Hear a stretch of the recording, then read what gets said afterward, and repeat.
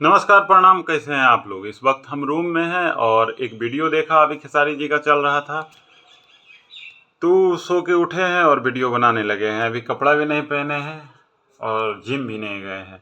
आप देख सकते हैं गंजी में ही हैं। बहुत सारे लोग पवन सिंह और खेसारी लाल में कंपैरिजन कर रहे हैं। एक चीज़ समझिए, खेसारी लाल और पवन सिंह में एक पतला सा लाइन का अंतर है। और वो अंतर क्या है?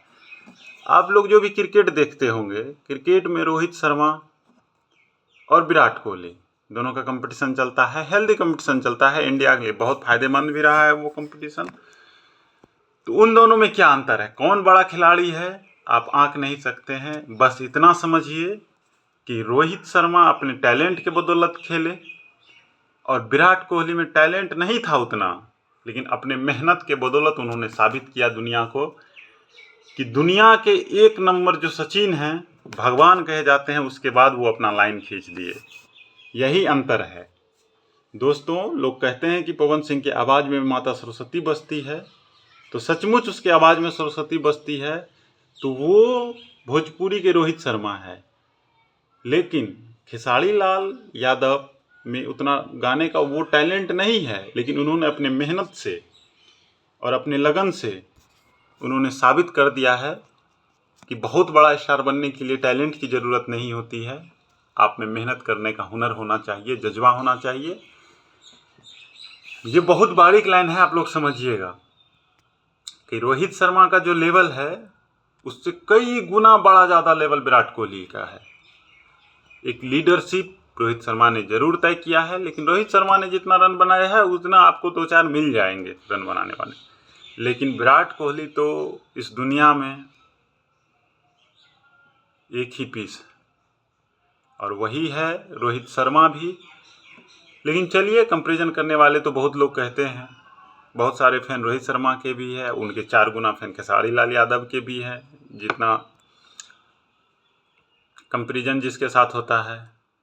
और एक बात याद रखिए दोस्तों, खेसारी लाल यादव जो गरीबी से आए हैं वो ज़मीन को नहीं छोड़ा है, अरबों रुपया है उसके पास, गरीब नहीं है खेसारी लाल जी। लेकिन फिर भी आपसे जब मिलते हैं तो आपको फील नहीं होने देंगे कि उनके पास अरबों रुपया है।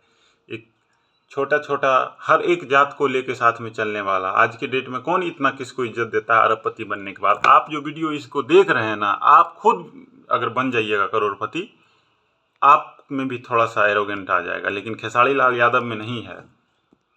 एक तरफ जो कहता है कि रे नाम के आगे जी लगाओ, और दूसरी तरफ क्या कहता है कि हम लिट्टी चोखा बेचने वाले आदमी हैं,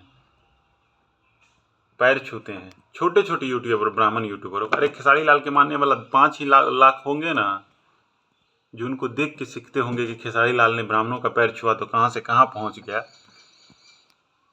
कौन इज्जत दे रहा है आपका आज के डेट में? ब्राह्मण के युवाओं से मैं कहना चाहता हूँ, जो स्वर्ण होने के कारण सिर्फ पवन सिंह का सपोर्ट करते हैं, बेवकूफ़ हो तुम लोग, बेवकूफ़ हो। पवन सिंह ने एक ब्राह्मण को बताइए जिसको आगे बढ़ाया। सौम्या पोखरेल भी ब्राह्मण है और खेसारी लाल ने वहाँ पहुँचा दिया कि आज के डेट में पवन सिंह को भी उनका अपना मंच शेयर करना पड़ता है।